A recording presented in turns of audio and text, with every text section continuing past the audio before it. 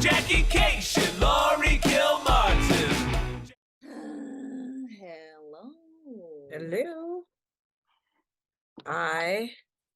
This used to be a Hilton, Laurie Kilmartin, Oh no. and in the last week it turned into an individual, and so I get no points. And I'm in downtown Silver Spring, so I'm excited. There's an Ethiopian restaurant like right around the corner. But this day is it's shot as far as like the weird food that I've already eaten. Right. It's more of a travel day. Did you have a layover? Yeah, but I got bumped up. I mean, the best of all worlds, I got bumped up to first class. All right.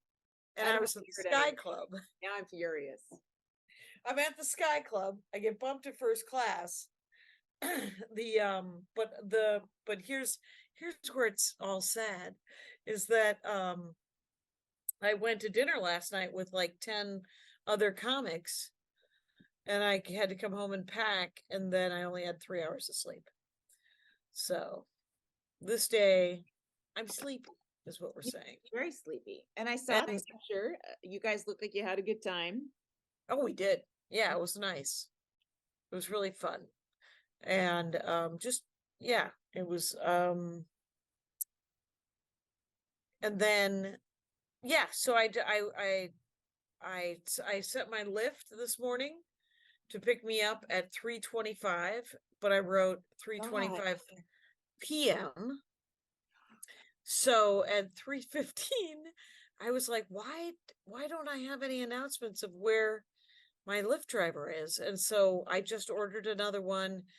And then at around 3 o'clock today, I got a ping on my phone saying, your Lyft driver's going to be there in about a half an hour. And I'm like, oh, allow me to cancel. So I canceled that. No penalties. I make it to the Baltimore airport. I get out of the Baltimore airport, and the budget line has 16 people in it, budget rent-a-car. And there are 2 people working the counter, which is par for the course these days. Right. And so one of the women takes like 3 people, and then she turns to the other woman and says, all right, well, I'm going to go to lunch. Oh, no. And the entire line sort of lost their collective minds. Though this woman in front of me said, oh man, I want to get upset, but I got upset earlier today, which was the greatest line. I think I needed to hear that line. I was like, oh yeah, I was irritated. Wow. I only allow myself one freak out a day when I travel. Wow. I was like, oh my God, the sanity of that one sentence. And then, another 40 minutes go by, and so I finally get a car. I get the car, I leave, there's a lot of rigmarole of getting out of the lot and out of the thing. Yeah. And so I finally, and by the way, I am in rural Maryland. Right. And everywhere in rural Maryland feels like I'm about to come up on like a war reenactment fight. Like, I'm like, oh, Waze is like, turn left on Old Ridge Road. And I was like, is this where Stonewall Jackson's troops shot him accidentally? I was, oh my God, it's Missionary Ridge, which I don't think is around here at all. But it was like, all I could think was it felt like Civil War. Like there was going to be guys with like tin plates reenacting some terrible battle that doesn't need to be reenacted, quite honestly. Well, that's awful. So you're in your hotel room, and I can't believe a week ago they switched it so you don't get points. That's ridiculous. It felt personal. And I have to also say that I would take it personally. It's 83 degrees, and I don't think this is blowing out air conditioning. It's just blowing out air. And there's no, like, the way my laptop is set up, I had to cannibalize like an extension cord from a different place, and like just sort of, I'm like, oh what? Okay. But they did have in the closet of food by the check-in a banana and an orange. So I Okay. win. I Um, win in a fruit and vegetable way. for some reason, that part of the country always, even though you're near Washington D.C., arguably the most important city in the world, it just feels like everything's from the 70s. Like they stopped building anything new after Watergate, and they're like, it's all right. They Concept do. left. It has a vibe where everyone's like, yeah, I'm gonna leave. Like it literally feels like people like Hilton just left. drop everything Yeah. and run. Like, well, it was only a 2-year plan. I was elected for Right. 6 years. Maybe it's that. Maybe it's that vibe. Yeah, why would you invest if you're in the House of Representatives? Why would you even buy a lamp for where you live? Hmm. Right. It's very possible. So, yeah. Did I think we recorded our podcast a couple weeks ago that before I had a horrific JetBlue day that I tweeted about, and then by the time did I tell you about this? I left New York. You had bad ones in a row. So recap. For some reason, that the week and a half I was there, I was banging out the spots, right? And Right. then I have no idea why I would do this to myself. But I booked a flight leaving at 7 in the morning on Sunday. Why? Why? I would like to go back and interrogate that. That's the only time. That's what I use the time machine for, not to kill babies. I would say, what the fuck are you thinking? A 7 a.m. flight? So much so that when JetBlue sent me, their little email, I'm like, oh, 7 p.m. It's leaving you. I guess it's leaving you later than usual. Usually the afternoon flights, a 5 p.m. Huh. Okay. All right, cool.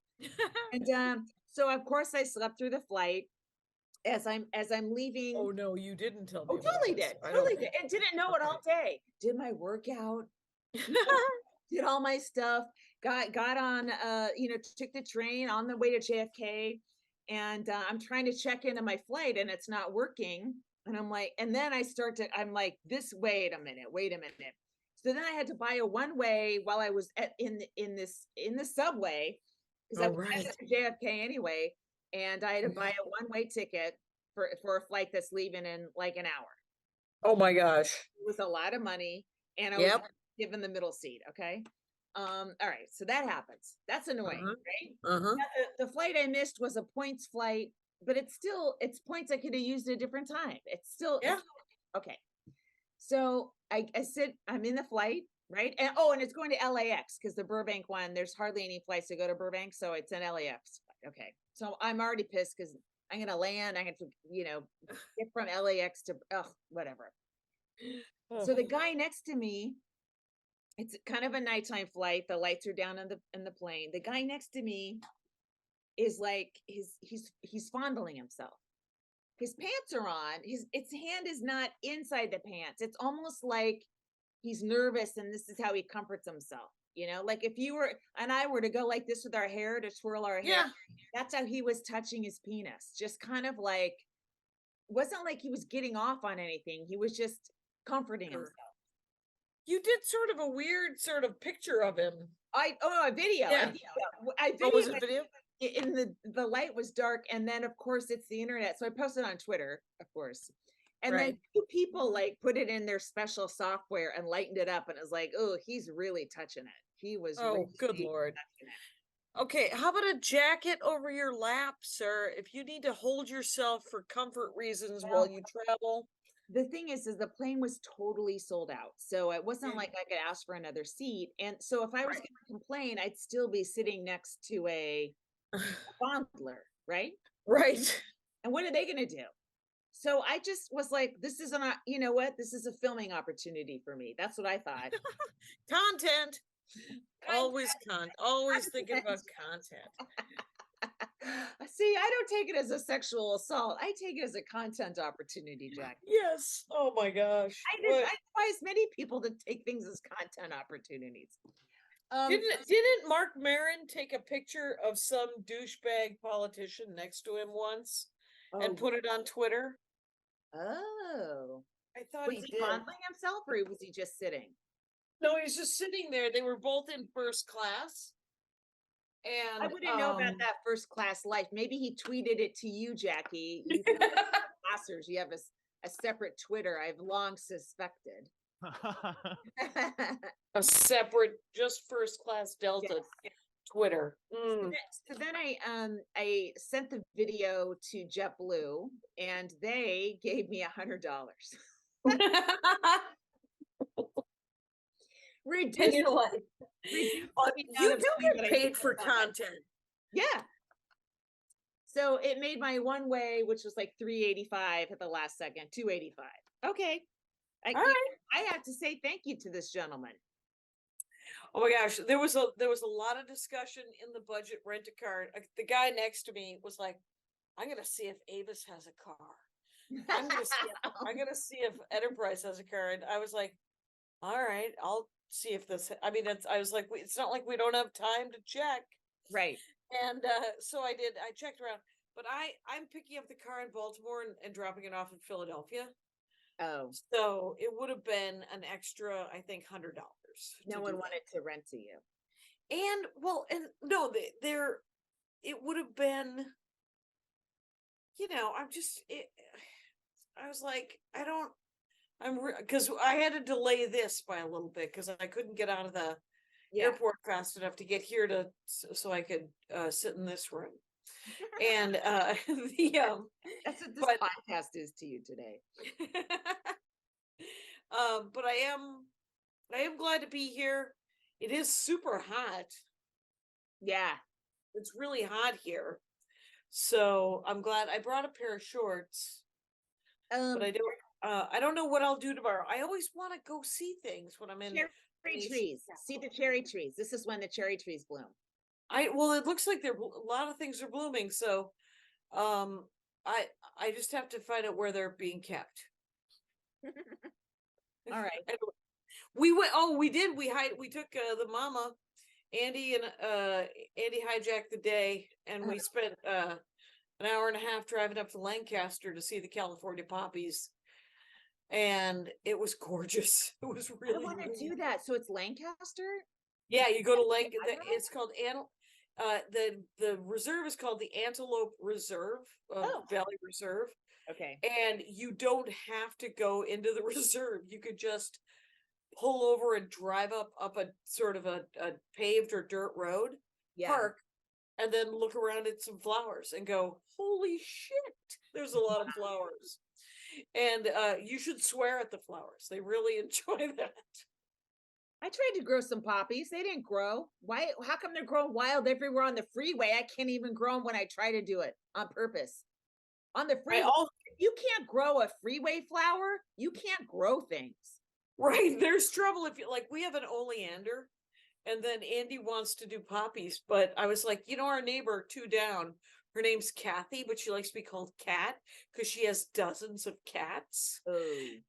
And she has poppies all over her yard. And Andy was like, "You realize," I said, "Well, why don't we plant some poppies?" He said, "We don't have to. In a couple of years, we're going to have poppies. Whether we want poppies or not, we're going to have poppies." And so there you go. I grew squash from a seed. I have little shoots, little seedlings. I also bought something charmingly called worm casings, Laurie. Yes. Worm casings. And I spread them all over the flower beds or the vegetable patch. And then I actually bought a bucket of worms and I released worms into the world. And I was psyched that, well, they say do it at sunset or sunrise, giving the worms sort of a golfer's chance of getting against birds. against the birds. Yeah. Yeah. I was thinking, because I'm watching The Walking Dead with my son. It's You are so good. And so I was like, if I approached a camp, what do I have to offer these people besides right. I'm a stand-up comic, and they'd be like, "Well, we already have Bobby Lee's already here. We don't need you. We already have too many stand-up comics." You know what? They say that at Helium. They're like, "No, we already have Bobby Lee." And, but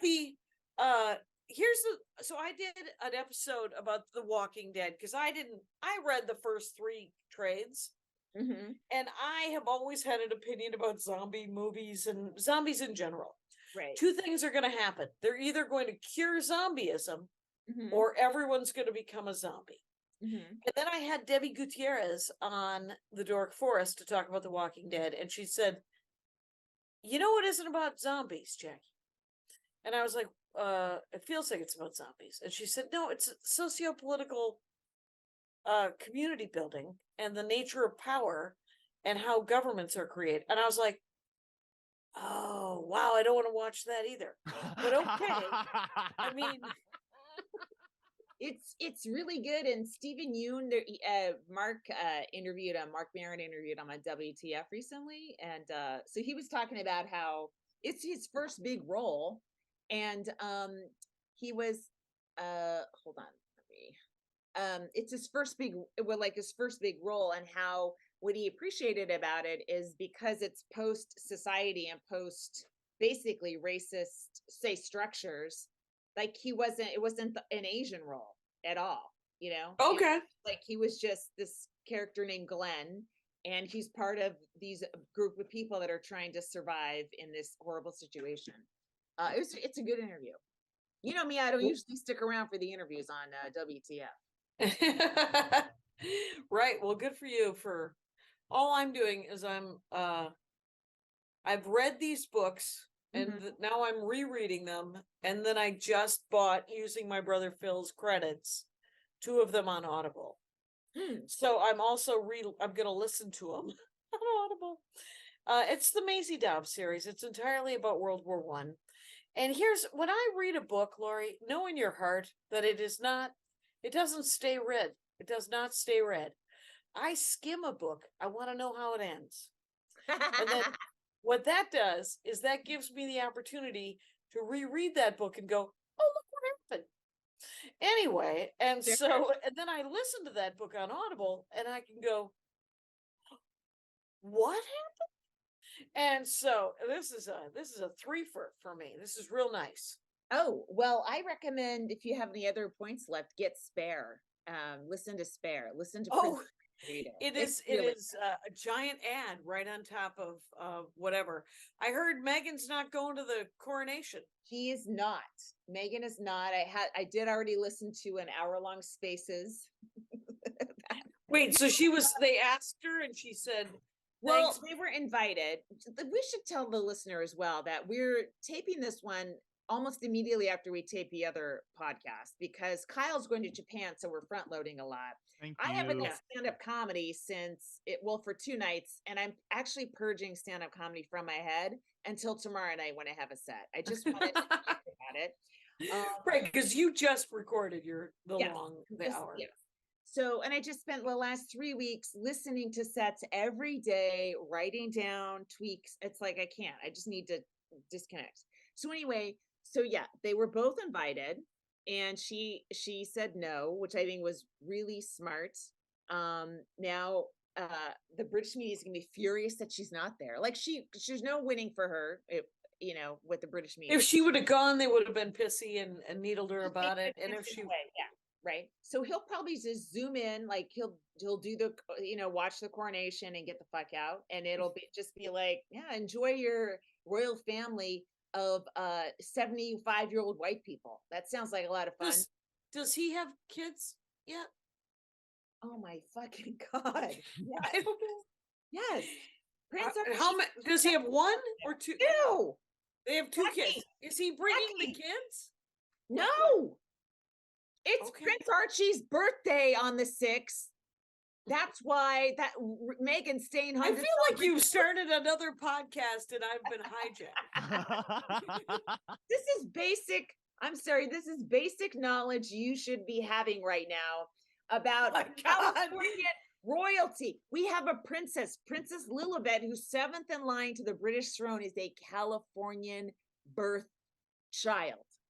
There was a scene in the first Wonder Woman where they throw a gas chlorine bomb into a room And that's what I want to do to all monarchies. Is that bad for me, or? Yes, I totally understand. It's a complete waste of time. It feels like this is my real clock side. eater. Monarchies I feel like know it's not a clock eater. I'm saying, I mean, it's a waste of time. What's a waste of British people's time? It's a waste of their money. It's a waste of it's a waste, right? I actually have a close friend who is a lady. She's in Oh, the lady. She gets to say that she's a lady. nice. And and she, when Queen Elizabeth died, there were some, there were some jokes made. And Yes. she was like, this actually offends me. And you're like, well, so sad, too bad, Wait, I she mean, following you on Twitter and you made a few jokes and she got mad? she's a friend of mine. She doesn't, Okay. and so, but what I have to say is that, like, when I hear comics make Joe Biden jokes, Yeah. I become vaguely irritated. Yeah. And it's not that and I am a Joe Biden supporter. I think that Joe Biden has been shoveling sand against the ocean for the last 3 years or whatever, and he's doing a good job. But I also don't want to be known as a supporter of Joe Biden because he's boring. I think it's a little low hanging fruit, but the dude is neither. He's not Hitler and he's not Neville Chamberlain. He is, he's a I needed boring. I needed just someone who was going to fix the bridges. Right. I don't know how we got into Joe Biden, but I will tell you anything that seems like a Greg Gutfeld premise is not funny and it should be avoided comedically at any cost. And which is a Joe Biden joke? Just anything of Joe Biden being old is a total Greg Gutfeld sort of riff on Joe Biden and being like old and dementia and all that kind of stuff. Like he is old. I don't think he has dementia at all. Nope. I think he is a very old dude. Yeah, he's an old guy. Old guys communicate in a way that makes them sound maybe dumber than they are sometimes, or as dumb as they are oftentimes. And he has a stutter as well, so that combo, he doesn't sound like Barack Obama. He doesn't. It's low hanging fruit. Yeah, you're right. Right. And it might not even be true. It's just like if you're gonna an easy way to talk about politics to people who aren't into politics, which is Fox News viewers. They are actually not into politics. They're into like easy interpretations of things. So it's a pot shot that is it has all the earmarks of not being well written. There's nowhere to go with it. There's any number of problems with that premise. You can't make that joke amazing. And I say that, and then I wait to hear that joke that's been made amazing. But you don't have to prove me wrong, but maybe one day it'll happen. Maybe someone will tell some weird joke about, Roseanne's fat, and they'll make it the best joke ever. Because that's also just sort of a pot shot that doesn't make any sense, right? Right. But there's also this desire, and I haven't watched a lot of late night monologues recently, but there's always this desire of, well, if I make a bunch of Trump jokes, I have to make one on the other side so it's fair. And so the easiest thing to say about Joe Biden is that he has dementia, right? Because people kind of know it's not true, but it's like, okay, so they did one Republican joke and one Democrat joke. Like that sort of thinking is very much how the news media is still trapped in, we got to have both sides. And I'm a Leslie Stahl, so I got to interview Marjorie Taylor Greene, who is like verbally anti-Semitic and insane, and treat her like, well, it's a Republican. Like, no, you're talking to someone who belongs in a mental institution and not in Congress. I like that. I like that you said that. That was fun for me. Well, so like right before, because I haven't done any comedy, and I've been pulled out of it for several days. Just I'm no longer a comic either. I thought about you're a host. It's been a couple of days. Yeah. Let's see, Charmy. For the record, listeners, it is Wednesday. It's Wednesday. It's Wednesday. I know. I think, oh, you did your special on Saturday? Yeah. And you haven't done stand-up since Saturday? No, I didn't. Remember, I drove to Palm Desert on Sunday, and then I was like, I never hear these jokes out of my mouth. Like within 24 hours, I was telling those jokes again, and I was like, no, that's right. no. Yeah, I haven't done a show since probably Thursday or Friday. So I've been retired. I've been retired since Sunday. And You have come out of retirement to perform in Silver Springs, Maryland. yeah, I'm looking forward actually to these two shows. I'm not the journey here was just banana land, and it's I'm staying here 2 nights, and then I'm going to stay near the Philadelphia airport for 2 nights. And so I'm not getting any points for it because I'm using points for those other 2 nights. But so be it. It's but I brought merch. All right. And that was me wrestling 2 pieces of luggage was also a pain in my derriere. How do you like someone says I want a large? Do you just through a bunch of shirts? Do you have, because you ideally they're in size piles, but then they get all messed up, right? I mean, how do you deal with that? Here's what I do. I bring, first of all, 3 of each size, except for the dad shirts. I only bring 2 smalls because nobody has a small dad. Very few people have a small dad. Or the smalls I sell are usually people who are like, I'm wearing this in front of my dad. And you're like, all right, do whatever. Do it. Please hand me $20. And but I have 2 ways that I used to do like small, medium, large, XL, double X, triple, 4X as a stack right behind the kind of shirt it was, right? The design. Right. Now I am doing smalls of all 3 designs, mediums of all 3 designs. I have stacks like that. And they do get mixed up, 20, 30 minutes into I mean, I only sell probably for 30 or 45 minutes, right? After the show. Mm-hmm. And then the blow off is over. And that's what it's called, the blow off. And because a lot of people blow you off. Oh. And that was what we used to say at the football games anyway. Oh, I see. But yeah, so if you have to look for, but when I set it up so that I try to make it easy to just get to. And then when it gets all mixed up, it gets all mixed up. And you only have 1 design, so there's how many of each do you bring? I don't know. I just bring as many as I can fit in the suitcase. This is not a habit I have yet. You do the tour roll where like you roll them and then you mark size in tape around it so you can pack Some them people like do little, that. That's from my band days. That's always kind of what I picked up, and the marking on the tape was a game changer for finding sizes. I roll them up, and I also bought 7 different colors of ribbons. Ooh. And so like say my mediums are a red ribbon, right? And so I for each t-shirt I take a safety pin and I just attach a ribbon to the label, because the label sizes are very hard to read. They're very tiny, and even in good lighting I have to squint, and so when it's like people coming at you, I don't want to look at stuff. So but now I have to memorize like 7 colors. Yeah, this is the 2 of you are nuts. Just you're not. First of all, you have 1 design of shirt, which is kind of great because you can just move that thing, right? So I would bring, and this is for 4 or 5 shows. I would bring 3 of each size, and then leave it at that. Bring the whole suitcase to the club at the beginning of the week or the run, and then just run through it. Okay. I mean, you can do that, but then but if you have 3 of each size, it's easier to find sizes. Right. I agree, but we'll see how but if you want to, I mean, the idea of rolling each one, putting ribbon or tape around it so I know what size it is, sounds like a whole other job to me.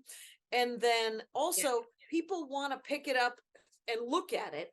And this is when someone is just looking at it, one of the things you can say to them is, well, what size do you think you'd be? And they're like, well, I'm just looking. You're like, all right. And then you look at them and you go, well, this is a medium.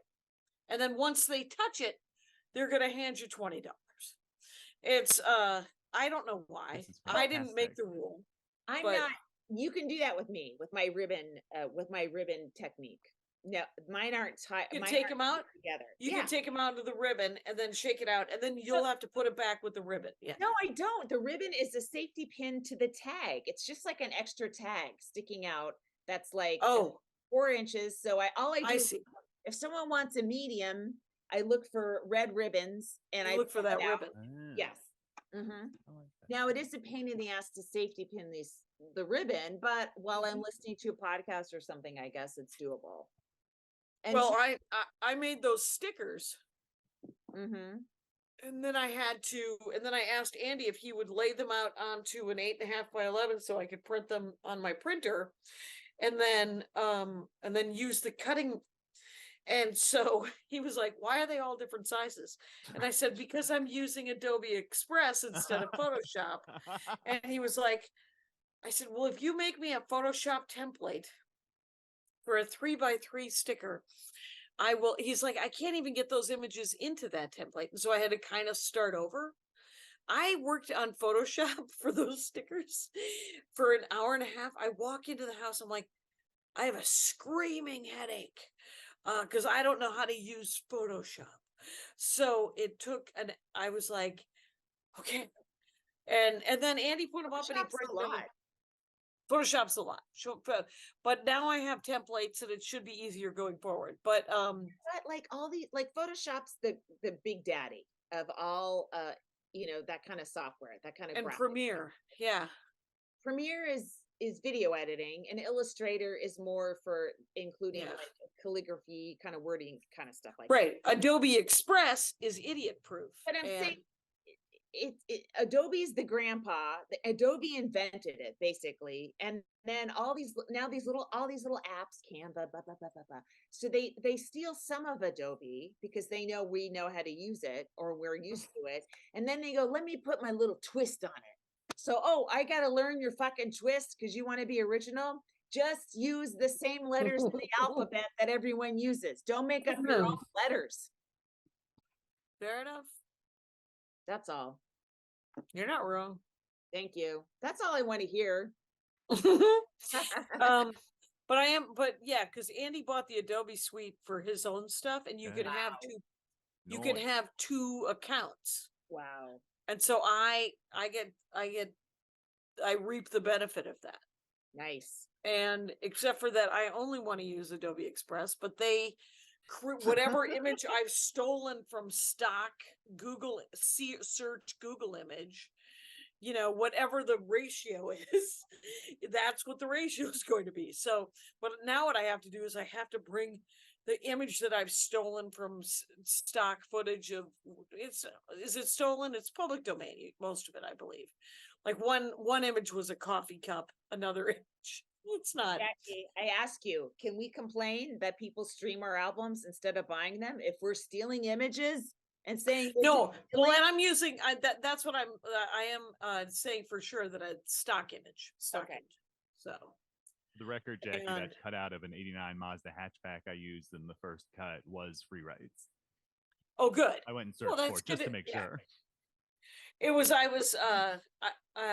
was I talking to? And I said, I don't know if it needed a segue there, but it would have been nice if it would have been a segue. That did come up, but once I added that little honk sound and I'd been sitting in front of an editing screen for 10 hours, I couldn't stop laughing, and it was my new god, so it made it in that first cut. Listeners, they've segued into talking about Jackie's special without informing you what they're talking about. I got Royals questions too. We can split it. Right. So I like the idea of it because I just wanted it to be what it was, and it turns out Kyle has a sense of professionalism, and he wants there to be production values, and it's all very nice.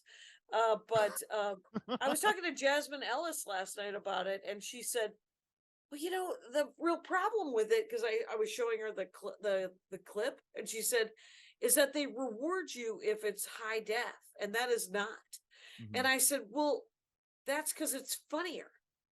And I said, "I'm going to have to live with the fact that because it's essentially me just staring into the ass of a rear camera It looks backup. different than any other thing somebody has shot. Can I offer an idea? Can you Yeah. play the video and record the video with a different camera that's 4K so that it if that's what they're looking for, they read it as 4K, even though it's the image it's looking at is blurry or scratchy or whatever. Oh, can you export it as 4K? There's ways we can do that. That's a conversation Jackie and I will have when I'm back from Japan at some point. Right. Or because you're gonna send me, because you could send me the files. Yeah. It's the second run is out. Like I sent it to you, so the new version is out there, and it's just the stabilizing stuff. My computer at a certain point was like, man, I need to go to bed real fast, and so it's now doing all the stabilizing and stuff. You know, normally I would complain about what I think should be a private conversation between the two of you, but it's Wednesday and I just wanted to guide us into a break. Okay. Hey, you guys, let's take a break. And let's talk about our comic of the week, Laurie. Oh, okay. So this lady I worked with at the Comedy Manor last week. She was super funny. Her name is Hannah Roeschlein. I think I'm saying or Roeschlein. She's on Instagram as Hander Pump Rules, HANDER Pump Rules. Hannah is spelled like the normal Hannah, and then Roeschlein is ROESCHLEIN. She's just really funny. I hadn't seen her before. She's very, I forget which city she said she's from, but she just moved to New York. So she's working out in New York. She might have been from Chicago. I'm not really sure. But anyway, really funny, short, sharp jokes, great, from a dedicated point of view, she's not wandering in the woods looking for a persona. It is there. She is not. She is not. She is an incredibly strong stage presence, and then and because I got to see the reels on Instagram, and the material is well written and really strong point of view and stage presence. I liked it. Yeah. Mm-hmm. What is her handle? Hander Pump Rules. Hander Pump Rules on Instagram. It'll be in the notes. It'll be in the notes. No one checks our notes. I bet they've never been looked at. What do you think? I think they have notes of a podcast. That's where you go get the comic of the week information. So I assume they go there every week. Who gets it? Go to JackieandLaurieShow.com. Well, give it a few weeks, and it's as of right now, there's only 1 million. In 3 weeks, there'll be another 12 that Laurie has updated. I keep I save the password in Chrome or Safari, whichever browser I open it up in, and every 4 weeks it loses the password, and I have to go through the whole thing again. And half the time it doesn't. My Jackie and Laurie email doesn't show up, and it's just like a thing. And then I was distracted by something else, and then 2 weeks go by. I go, oh yeah, I fucking whatever. It's. I get a recurring email from because the Dork Forest, I moved from Libsyn to Megaphone, the Spotify app. Okay. Because my advertising company that sells advertising for the Dork Forest. Yeah. They were like, we'll pay for your Megaphone thing, and I was like, okay. And it's got that thing much like what are we on, Kyle? We're on a Simplecast. It has that place where ads can be changed, right? There's tick marks, right? And then they can update the ads going forward, kind of thing. So Megaphone has that as well. What I didn't know is that I seem to have agreed to let Spotify advertise on the Dork Forest as well. And I could tell them that I don't want, political ads or smoking ads or sex toy ads, or I could tell them categories, but I don't know every category. Like, I don't, is it going to be like, if someone going to be listening to it, and then all of a sudden I'm going to get an email going, I don't know why you had a bouncy house ad. Actually, I wouldn't mind that.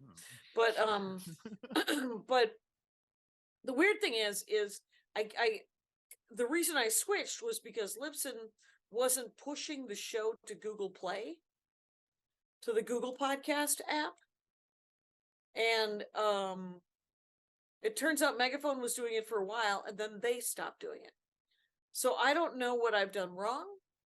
And there's a big part of me that doesn't care, but there is a listener who cares. And we yep. aren't meant for this. We're comedians. We should I just don't be know, telling jokes at night. I try to log into our site. It's on Weebly. Weebly is Bumbapai Square, so not Square. Oh, Presenting deeply. Oh, but we're hosted by Bluehost and we're powered by WordPress. Who are you? Can I just log in and add a name?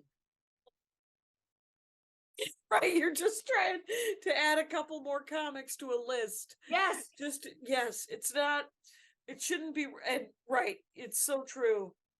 I will. So Easter, we had a nice Easter. Did you have a nice Easter? My kid has no idea what the Catholic Church is, how bad it was, how bored I was. He doesn't know it. And I'm like, I should just drag you to mass one of these days and let you just sit through one so you can sense the whole thing. He should be psyched. It's 45 minutes. What? It's only 45 minutes. He should be It psyched. feels like an hour and a half all the time, at least. You know how long the Armenian services are? 3 hours. Yeah, that's what I'm gathering, since your Easter went till 4 p.m. Yeah, the Easter. Well, I didn't go to church. You don't have to do this anymore. You are a grown-up. You can let this go and sleep that Sunday. Except for, well, what we did do is we ended up playing we played the tabletop role-playing game that was already scheduled for that day. Oh. But there aren't any churchgoers amongst the gamers. Some people are Jewish, some people are atheists, some people have whatever pantheon they're enjoying. Right. So, but I bought a ham and we made deviled eggs and I made bread. And then other people brought like a boatload of chocolate. So the last 4 days, I'm having trouble closing my hands again, you guys. Oh no. The inflammation is back because I just ate the worst food. What food does that to you, do you think?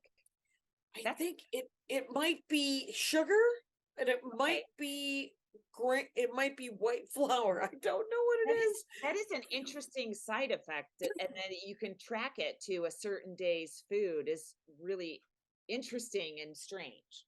It is interesting and strange. And I don't want to be that hippie.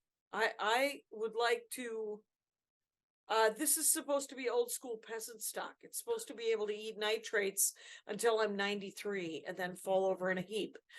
And it's done me well until now. I'm gonna, all those old school peasants were murdered by the time they were 45. Right, they did die in their 40s. Yes, like they were grizzled and old, and their hands were super red and gnarled. So I've already outlived all of them.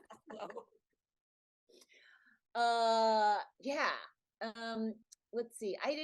We didn't do anything special for Easter, except I felt that pang of guilt of I don't do enough for my son. You know, I haven't exposed him to enough things, etc. But other than that, you know. Wow, I feel like you've exposed him to so many things, and now he has that dog. Did I tell you about the dog this morning? No, this morning? No. So, she, I went and bought chicken breasts at Ralph's, and it was 4 chicken breasts, so it's on a really long tray, a plastic tray, as chicken breasts are when they're presented in a grocery. Underneath the chicken breast is like this pad, you know what I'm talking about, like a white pad that absorbs, I guess, the blood and stuff like that. Rohita called it a menstrual pad for poultry, which anytime you buy food like that, meat like that, there's like that pad, right? Yeah, it's just you're buying meat. So this is a long way to tell me, but what happened? Listen, there's a reason I'm giving you this unnecessary level of detail. I love it. Miss Pitbull eats the entire pad. And so I went on Twitter. I'm like, what am I supposed to do? And I might throw up. there's a mixed reaction of let her pass it to my dog did this and almost died. So I go to the emergency vet and they gave her a look and they said she'll probably pass it. She probably chewed it pretty hard into little particles. And they could have induced vomiting, but they suggested not. And Right. that was $175. So now Wow. she's not allowed in my room because I am not gonna. That is not gonna get passed on my duvet at all. No. So she's out there growling. Keep growling. I don't Keep care. growling. I'll tell you, we had to take Tyson in because Tyson's got a limp. Oh no. And Tyson's not, Tyson was Chris's dog. So I was, and Tyson, she had gotten Tyson some gabapentin. I don't know what that is. It's just Advil. It's a fancy Advil for dogs, but it's a low dose so that, but whatever it is, we take Tyson in to get an x-ray, and Tyson is a caricature of a dog. So he's always like, where are we going? Oh, the vet? Oh, wait a minute. Oh, is it still fun? No, I don't think. And so like he has the worst short-term memory. So he's like, oh, it's fun. Oh, it's not, wait a minute. And he kind of reminds me of myself a little bit in that way. But they do the x-ray and it turns out he's got a bone spur because he's a 10, 11-year-old dog. And so he'll be limping now a little bit, but for the most part, he's fine. But like when he gets up in the morning, he just has to stretch out a little bit. And, I take him for walks. And Does he have? but that was $250. Do you have dog insurance? No. Can you get I it? want to get dog life insurance, and then when they die, I want to go to college. Funny. That's such a comic thing. Just funny. I have a ASPCA. I think they'll reimburse me for this because I think we already blew through the deductible when she cut her paw. But yeah, I mean, at some point, people are spending a lot of money taking care of their pets. Yeah. You need to be heartless, but you're a human, and you're a comic. Yeah. You don't have a lot of money. Nope. But and I've done those jokes, and I did those jokes before we had pets. And we just had Tiberius, and I'm doing it now. Tiberius, the iguana. Andy was like, he had a place to bring Tiberius if Tiberius was going to ever get ill. But Tiberius essentially just kind of slowed down. He's a lizard. He was an iguana. So eventually he was cold-blooded. Tiberius just slowed down and then eventually just passed away, just died. Yeah. And that was free, it turns out. And now he's buried in our backyard. Lived a great life. He 23 years. That's a long time for an iguana. Yeah. Is it? Yeah. But most people kill their iguanas in the first year. They kill them? They don't take care of them right. Oh. So the other two, like Crash, kind of, the other two iguanas that Tiberius was part of, Crash-wise, they died almost immediately. What do you mean crash device? Is that the eggs, the hatching? Yeah. They're in a creche, if I'm using that word right. Oh, okay. But if they live past that first year, they mostly live to be around 12 or 15. And Andy, because he's really good with animals, damn thing, Tiberius lived 23 years. So it's amazing. Well, I feel like you as a couple have done your diligence as animal lovers, and you can coast on these dogs as long as you and Tigger the cat. Don't forget Tigger the cat, we brought in and she had to have dental work that I believe Chris paid $1,000 for. And but the vet was hilarious because the vet was like, how old is this cat? I think I told you this already. And the vet didn't believe that the cat was 15. So Chris told him that she was 15. And he heard those words, turned to me. I was sitting next to Chris and said, how old is this cat? And I said, she's old. She's not dumb. The cat's 15, 2007. And then I guess Andy picked up the cat, and the vet said, how old is this cat? Oh my God. And so I guess the cat looks pretty good for 15 is the word. Wow. All right. I'm glad that vet is not your personal physician, because does not believe any symptoms. Right. Right. Hmm. You guys want to take another break? Okay. Okay. Let's take another break. I have to say that I have two premises. Because I'm working on this thing about how I think I posted the setup, because the guy that clips out some of my stuff, he keeps because you know how sometimes the setup in the very beginning, when the first time you do it, it'll get a laugh. Right. And Becky, are you claiming your setups? Is that how paranoid you are about joke theft? Like you're claiming your setups? Hey everybody, nobody else do any jokes about how they might have some sense of that I'm not an atheist, essentially, is the whole thing. The bit is that I'm not an atheist. There are a lot of comics who have jokes about being atheists, and not all of them are straight white men, but I think numbers wise, mostly straight white men, just because you're already living, you are God. It's all working out. Everybody else has to believe in something bigger than That's themselves. why they're atheists. Yes. If you are a person of color, if you are a woman, if you're marginalized in any way, you have to believe that there's some sort of something greater than yourself that has a plan. Because Right. you're like, I'm just gonna. It'll be fair at some point in this long life of ours. Yeah. Right. Or there's a rhyme and reason to be a decent person anyway. You're just like, because straight white guys are like, well, it's all coming together, and you're like, So that premise isn't great. We have a higher than I thought. Do we have more male listeners than female listeners? This past year it flipped. It has been primarily female listennership for the rest of the run, and then this year it's split over. Interesting. Well, I think we're both a bit ahead with the dudes for a long time.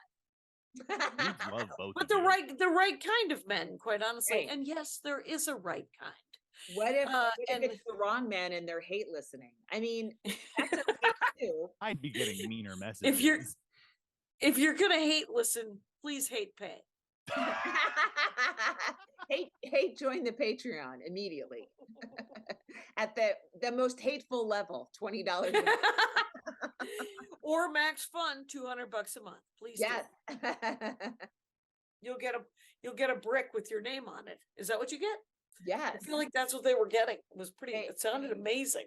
I know, but if if it's a hate purchase, then we'll throw the brick at your head.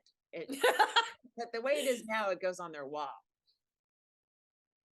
Right. Let's see. I was like talking to Bruce, my manager, Bruce Smith, and I'm like, I'm depleted now. I got nothing. Because even anything I think thematically, comedians, you are who you are, and you're going to revisit things over and over again, but at a different age in your life. So it will feel familiar to you, but it'll be like, oh, I have a new insight on this. Let me start over, right? Yeah. So right now, I don't know. It's weird. And plus, I listened to a lot of comedy recently, like a lot of comedy in LA, going, okay, this is being said a lot. This topic's being hit a lot. There's just a lot of, part of me is like, there's too much comedy. There's too much. There's not enough topics for all of us to be individual topics, It's weird. I mean, because if you're, for me, I've written comedy from the inside out, right? So this thing happened to me and I think about it, I'm mad about it or whatever, and then I come up with a joke versus, well, all right, I need a new hour. Okay, Scotch tape. Let me do some, you know what I mean? Like when you're looking for topics, you're gonna look at the same things that everyone else looks at, and it's not as, I don't know. It's risky. When I first started doing stand-up, there were these comics who'd come to Madison and work at Sam Kinnison's brother, Bill Kinnison's club. Mhm. And a couple of them would take us, the 7 young comics, the new comics, right? On these comedy field trips. What? Do tell. 1984, they're like, let's go and we'll try to write jokes about what we see at like Madison is the capital of Wisconsin. Yeah. So we went to the Capitol building. We went, we wandered around. Of course, we ended up at bars and doing coke. But other than that, it was like, there was that material was going to come up anyway. But but when we tried to go to like the museums and the Capitol, it's almost impossible to go, oh, this is Scotch tape. Let me write a joke about Scotch tape that isn't, again, just sort of like, why is it, the only funny Scotch tape joke I ever heard was, and I don't know who told this joke, but it was I'm gonna it guess was an exaggeration. Okay. It might have been, but it was, you know how when you rip off the Scotch tape, that the sharp edge, Serrated edge. the serrated edge, the Mhm. comic, and it was a dude, I can't remember who it was talking about how it was literally so sharp.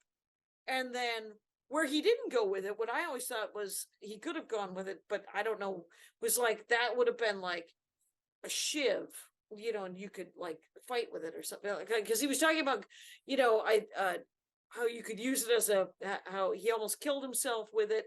It was kind of dumb. Yeah. But if you were going to talk about how very, very sharp it was, and because it is pretty sharp, and you could end up cutting your finger if you do it. But you're not going to arm the Ukrainian army with it, right? You're not going to be like, this should be regulated. I'm scratching myself with it right now. My point is how stand-up is written is very, very slow. But like Chris Titus, Bruce was saying, writes like a new 90-minute show every year, which is kind of like the English and the Australia model, where they write a show that has a theme. So they write to the theme, and then they do it at their whatever their culminating festival of the season is, Edinburgh or Melbourne or whatever. And then they're record it, as I clip it out, put the clips out on Instagram. I tweeted that every Australian comic, it looks like they've only done comedy and sold out opera houses, because we never see video of Australians at a fucking laundromat doing stand-up. I don't know how things work over there, right? But writing something that way is very different, and it's like writing a play almost. And I don't know. That's not how I do stand-up. That's not what I like about stand-up, is if there's a nasty feeling inside about something, and then, then it comes up, and then it comes out, and then you play around with it, and then it's a joke. That's what I like about it. I like that whole. I will say this is in the early 2000s, when the first, like the late 90s, early 2000s, solo shows became very popular, and they're popular again. Yeah. But I wrote one about the men in my family. It was called Salesmen and Thieves, right? And I turned it into stand-up. So it feels like that's what they do, the British model, right? That Edinburgh. Well, it's got to be funny, right? Because it's Edinburgh. It's comedy, Edinburgh. Yeah. But I'm just saying how I go about it is not, I'm going to write 60 minutes of stand-up. Like I'm still working Funny Bones or whatever, where they don't know who I am and they got free tickets. Okay. So I'm not like Mark Maron can go to the Dynasty and go, I don't have any new material. I just did a special, but I'm going to fuck around for an hour. People will pay to see that. They will. Rory Scoble does that at the Elysian every Wednesday now. Wow. I can't. I don't know. I think you could. I'd go watch. You could. An hour. Not on the road. Not on the road. No, but you could do like a monthly, like standing thing. Fuck. there's so many comics who would go watch you work your written material from raw Comics? to written. I don't want comics in my audience. Well, those are the people. It's all industry and comics that are watching Marin and I don't and think so. Maria. That's all who's and, at those things for the most part. Really? yeah, Yeah. yeah, and they're working on stuff, and it's just they're just saying stuff out loud. You can, I mean, Rory doesn't do, he's worked on the stuff at the Elysian. He's worked on the stuff at these people are working at the stuff at Dynasty or that Glendale PDA that Maria goes to and does like at 10 a.m. or at noon. Yeah. On Sundays. Those are she's just working the premises, and then when she goes on the road, she's got punchlines because she's been talking for an hour.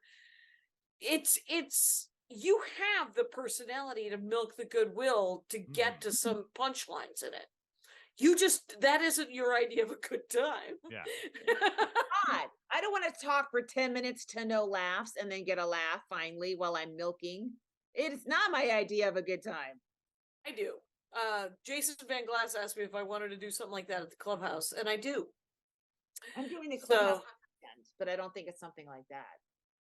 Well, I think he just offered me at 15, but he said that I could do. He was very generous. Mm-hmm. So, but it would be fun to do the PDA thing. That's Maria's thing? Yeah, it's the Pasadena something association. It's not Public Display of Affection, but that's how I remember the initials. Mm-hmm. But it's the Pasadena playhouse of some sort. Yeah. Well, I don't know. So I'm in the Punchline in a couple weekends, right? May 3rd, 6th. I'm at the Time Community Center in Oshkosh, May 18th. May 19th and 20th, I'm at a Laughing Tap. And I'm at the Siren in Portland in June 23rd to the 24th. Now, I will be doing my act that I just did at the special at all of these shows, minus as many jokes as I can get rid of and replace with other things. But I move at my own pace. I can't Right. It doesn't happen instantaneously, mostly So I'm doing Seattle, the 22nd of April, 21st and 22nd of April. I'm doing Uncab. And then that first week of May, I'm at the Comedy Cellar. Ooh. And the 1st through the 7th. And then June. Wait, May's pretty light besides that Vegas week. From the look of it, I'm doing the Laughing Tap the 2nd and 3rd of June, and then I think I'm doing the Lincoln Lodge on the 9th. Oh, in Chicago? In Chicago. Okay. And actually right after the Vegas thing, I'm going with Maria to North Carolina. So I'm working, May 1st through the 10th, 11th, 10th, Las Vegas, and then North Carolina. That's my May, I guess. Okay. Well, that's all right. Guess what? Guess what time it is?